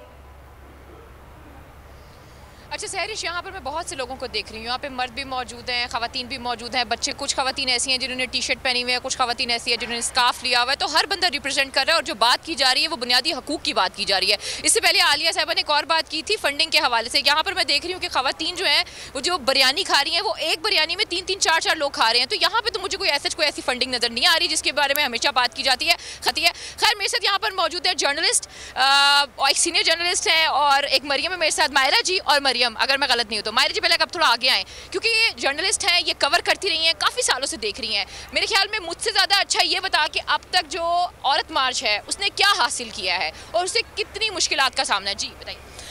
देखिए, आपने जैसे बताया, सीनियर जर्नलिस्ट आप कह सकते हैं मुझे, क्योंकि औरत मार्च जो है वो तो मैंने जब से ज्वाइन किया है जर्नलिज्म में 2007 से, तब से औरत मार्च तो मैं देख रही हूँ कि हर साल होती थी। औरत मार्च की शेप चेंज हुई है वक्त के साथ साथ। अब आप देखते हैं कि ज़्यादा एग्रेशन आ गई है। अब आप देखते हैं कि जो ऐसे स्लोगन्स हैं जो कि अट्रैक्ट ज़्यादा करते हैं, जिसका मलबा भी वो मीडिया ही पे डाल देते हैं, क्योंकि मीडिया अट्रैक्ट ही ऐसी चीज़ों से होता है जहाँ पे क्राइसिस हो। तो एक क्राइसिस क्रिएट हुआ और उससे मीडिया की जो अटेंशन थी ना वो बहुत चली गई औरत मार्च। हासिल क्या किया है? हासिल देखें, हर जो भी यहाँ पे ग्रुप आता है वो अपनी जिधर तक हम पहुँच चुके होते हैं उससे अगला स्टेप लेना चाहता है। अगर यहाँ पर मॉडर्न आपको ख़वातीन नज़र आती हैं जिनको के लम्ब से तालीम भी मिल गई, तो वो उससे अगला स्टेप चाहती हैं, क्योंकि आपकी डिस्क्रिमिनेशन जो है बहुत डीप रूटेड है। अगर यहाँ पर आपको किसान औरतें नज़र आती हैं तो वो अगला स्टेप चाहती हैं कि हमें रिप्रोडक्टिव राइट्स दे दो, हमें हॉस्पिटल दे दो, हमें तालीम दे दो, हमें लैंड रिफॉर्म्स दे दो। तो ये है कि मुझे इसलिए ये पसंद है ये चीज़ कि यहाँ पर आपको हर तरह के लोग आते हैं। यानी कि वो जो एक मम्मी डैडी क्लास की बात की जाती है, it was not like that. हाँ, नहीं, क्योंकि यहाँ पर वो है कि ये एक नेचुरल चीज़ बन गई है। इसमें ये आपको कैंपेन नहीं चलानी पड़ती कि आओ जी इसको अटेंड करो। यहाँ पर आपको हर तरह के ग्रुप्स नज़र आते हैं जो कि खुद ही स्टूडेंट्स जो है वो खुद ही आते हैं कि जी हमें किसी तरह हमारी आवाज़ कोई सुन ले। तो ये बड़ा अच्छा प्लेटफॉर्म बन गया है। आप लोग भी लाइव सेशन कर रहे हैं, सारा मीडिया मौजूद है, एक हाइप मिल गई है, एक अटेंशन मिल गई है। तो ये वो पोस्टर्स आपको लेके खड़े नजर आएंगे कि हम अपनी बात पहुँचा सकें। तो मेरे ख्याल से एक पॉजिटिव डेवलपमेंट है और इसने हासिल किया है काफ़ी कुछ, उससे आप इनकार नहीं कर सकते। एतराज़ भी लोगों को था, लेकिन उससे भी अटेंशन रिकग्निशन मिली, तो कहते हैं ना कि कोई चीज़ बदनामी कोई चीज़ नहीं होती, नाम ही होता है, तो नाम ही हुआ है। जी मरियम, आप भी कवर करती रही हैं इसको, आप भी जर्नलिस्ट हैं, कैसे देख रही हैं वो हासिल कर रहे हैं औरत मार्च जो उसके मकासद हैं? औरत मार्च जब शुरू हुआ था तो it was a small group of people, आपको भी अच्छे से पता होगा, लेकिन अभी क्योंकि हम देख रहे हैं 2-3 साल हैं, काफ़ी प्रोग्रेस हो गई आम लोगों में, जैसे जैसे इसकी अवेयरनेस की रेट हो रही है तो हमें नज़र आ रहा है कि मुख्तलिफ तबकात जो हैं वो इसको ज्वाइन कर रहे हैं। यहाँ पे हमें सिर्फ लड़कियाँ नज़र नहीं आती, ख़वातीन के अलावा मर्द भी हैं, ट्रांसजेंडर्स भी हैं, छोटे बच्चे भी हैं इवन। एग्जैक्टली, तो उसमें उनका जो जोश है, वो जो एक एक्टिविटी बढ़ गई है, लोगों को जो है वो पता चल गया है कि वो किसी फोरम पे बोल सकते हैं, तो ये बेसिकली एक ग्रोथ है, एक डेवलपमेंट है जो इतने सालों में इन्होंने, it will take time, a lot of time I guess. जो इनके ऊपर बहुत सारे एलिगेशंस है, बहुत सारे इल्ज़ामात हैं, शायद उनको क्लियर होने में बहुत टाइम लगेगा, लेकिन बहरहाल ये सही इल्ज़ाम है। आप क्या देखते हैं एज ए जर्नलिस्ट?